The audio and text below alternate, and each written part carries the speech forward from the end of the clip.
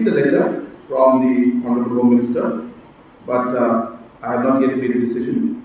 So I'll be examining the matter and take a decision at the appropriate time. The Honorable Home Minister, after discussion with his party colleagues, has submitted, and the discussion that we had, has submitted the letter to me,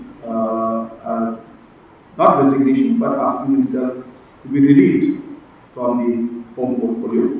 But as I said, as a Chief Minister and as a government, I have to look at all the aspects of the state's security and overall situation. So therefore, keeping all those aspects in mind, I am examining the letter that has been given and will take a decision at the